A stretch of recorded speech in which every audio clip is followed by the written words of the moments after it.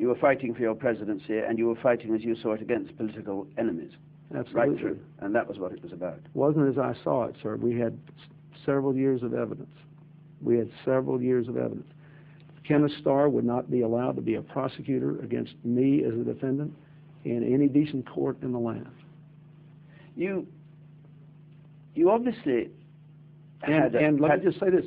One of the reasons he got away with it is because people like you only asked people like me the questions. You gave him a complete free ride. Any abuse they wanted to do, they indicted all these little people from Arkansas. What did you care about them? They're not famous. Who cares if their lives were trampled? Who cares if their children are humiliated? Who cares if Starr sends FBI agents to their school and rip them out of their school to humiliate them, try to force their parents to lie about me? Who cares if he sends a woman like Susan McDougal into a Hannibal Lecter-like cell and makes her wear a uniform worn only by murderers and child molesters? Nobody in your line of work cared a rip about that at the time. Why? Because he was helping their story. And that's the difference in me and the people that were after me. I actually cared about what happened to those people. And I wanted to be president to help those people. And that's what the fight was about. Now, that doesn't justify any mistake I made. But look how much time you spent asking me these questions in this time you've had. That's because that's what you care about, because that's what you think helps you and helps this interview. I care about what happened to the people that I fought for. And that's why people like you always help the far right, because you like to hurt people and you like to talk about how bad people are and all their personal failings. And that's why you made a decision to allocate your time in a certain way. You should take responsibility for that. You should say, yes, I care much more about this than whether the Bosnian people were saved, and whether he brought 1 million people home from Kosovo, than whether 27 million people had jobs at the end, and whether we moved 100 times as many people out of poverty as Reagan and Bush. This is what I care about. I will come to those things, and I don't intend to avoid them, and I don't intend to talk endlessly about Monica Lewinsky, I can assure you. But your book goes into this, and it's a very interesting insight into something that is just as important as your achievements, which is the nature of the presidency and the power of a president. I agree. And let me move on to the next point, which I was going to make. 58 historians, as I think you may know, did this for C-SPAN, and they were all across the political spectrum, and they came out in general terms that you were 21st. And on public persuasion and economic management, they gave you a 5th. Pretty good. Pretty good. They gave you a 41st on moral authority. They're wrong about that. After Nixon. They're wrong about that. You know why they're wrong about it? They're wrong about it. Why, sir? Because we had $100 million spent against us and all these inspections. One person in my administration was convicted of doing something that violated his job responsibilities while we were in the White House. 29 in the Reagan-Bush years. I bet those historians didn't even know that. And I will go to my grave being at peace about it. And I don't really care what they think. Oh, yes, you do. They sir. have no idea. Excuse me, Mr. President. You care. I can feel it across the room. No, you I feel care. it very I deeply. care. You don't want to go here, Peter. You don't want to go here. Not after what you people did. And the way your network, what you did with Kenneth Starr. The way your people repeated every little sleazy thing he leaked. No one has any idea what that's like. That's where I failed. You want to know where I failed? I really let it. It hurt me. I thought I lived in a country where people believed in the Constitution, the rule of law, freedom of speech.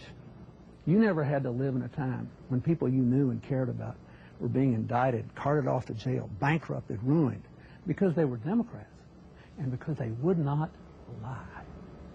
So I think we showed a lot of moral fiber to stand up for that, to stand up for these constant investigations, to this constant bodyguard of lies, this avalanche that was thrown at all of us. I got a lot of email from viewers, and I got to say, I was surprised. Most of them wanted me to ask you this question. Why didn't you do more to put bin Laden and al-Qaeda out of business when you were president. Let's talk about it. But the question is, why didn't you do more, connect the dots, and put them out of business? All right, let's talk about it. Now, I will answer all those things on the merits, but first I want to talk about the context in which this arises. I'm being asked this on the Fox network. ABC just had a right-wing conservative running their little pathway to 9/11, falsely claiming it was based on the 9/11 Commission report, with 3 things asserted against me directly contradicted by the 9/11 Commission report. There is not a living soul in the world who thought Osama bin Laden had anything to do with Black Hawk Down, or was paying any attention to it, or even knew al-Qaeda was a going concern in October of '93. I understand. No, wait. Don't tell me this. You asked me why did I do more to bin Laden. There was not a living soul. All the people who now criticize me wanted to leave the next day. You brought this up, so you get an answer. But you can't. I'm perfectly happy to. All right. Secondly, bin Laden says that. But bin Laden may have said bin Laden says that, but it showed the weakness of the United States. But it would have shown the weakness if we'd left right away. But he wasn't involved in that. That's just a bunch of bull. That was about Muhammad Adid, a Muslim warlord. He was not a religious fanatic. But Mr. There was no al-Qaeda. With respect, if I may, instead of going through 93 and 96... No, you ask it. You brought it up. May I ask you a general question, and then you can answer? Yeah. The 9/11 Commission, which you talk about, and this is what they did say, not what ABC pretended they said. What did they say? They said about you and President Bush, and I quote, "The U.S. government took the threat seriously, but not in the sense of mustering anything like the kind of effort that would be gathered to confront an enemy of the first, second, or even third rank." First of all, that's not true with us and bin Laden. Well, I'm telling you, that's what the 9/11 Commission said. Let's look at what Richard Clark said. Do you think Richard Clark has a vigorous attitude about bin Laden? All I'm asking is, anybody that wants to say I didn't do enough, you read Richard Clark's Do you book. think you did enough, sir? No, because I didn't get him. Right. But at least I tried. That's the difference in me and some, including all the right-wingers that are attacking me now. They ridicule me for trying. They had 8 months to try. They did not try. I tried. So I tried and failed. When I failed, I left a comprehensive anti-terror strategy, and the best guy in the country, Dick Clark, who got demoted. So you did Fox's bidding on this show. You did your nice little conservative hit job on me. Well, what I want to know is... I'm asking a question. You don't think that's a legitimate question? No, it was a perfectly legitimate question, but I want to know how many people in the Bush administration you asked this question of. I want to know how many people in the Bush administration you asked, why didn't you do anything about the coal? I want to know how many people you asked, why did you fire Dick Clark? I want to know how many people you asked about this. Did you ever watch Fox News Sunday, sir? I don't believe you asked them that. We asked plenty of questions. You didn't ask that, did you?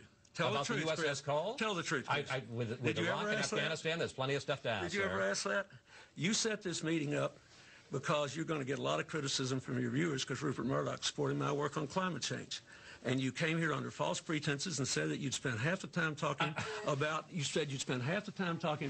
what we did out there to raise $7 billion plus in 3 days from 215 different commitments, and you don't care. But President Clinton, if you look at the questions here, you'll see half the questions about that. I didn't think this was going to set you off on such a tear. It set off on a tear because you didn't formulate it in an honest way, and because you people ask me questions, you don't ask the other side. Sir, Richard Clark, that is not true. Richard Clark made it clear in his testimony. Would you like to talk about the Clinton Global Initiative? No, I want to finish this now. All right. Well, all I'm saying is you falsely accused me of giving aid and comfort to bin Laden because of what happened in Somalia. No one knew al-Qaeda existed then. But did they know in 1996 when he declared war on the U.S.? Did they know in 1998 Absolutely. When he bombed the 2 embassies? Did they know in 2000 when he hit the coal? What did I do? I worked hard to try to kill him. I authorized the funding for the CIA to kill him. We contracted with people to kill him. I got closer to killing him than anybody's gotten since. And if I were still president, we'd have more than 20,000 troops there trying to kill him. Now, I've never criticized President Bush, and I don't think this is useful. But you know we do have a government that thinks Afghanistan is only 1/7 as important as Iraq. And you ask me about terror and al-Qaeda with that sort of dismissive thing, when all you have to do is read Richard Clark's book to look at what we did in a comprehensive, systematic way to try to protect the country against terror. And you got that little smirk on your face, and you think you're so clever. But I had responsibility for trying to protect this country. I tried, and I failed to get bin Laden. I regret it, but I did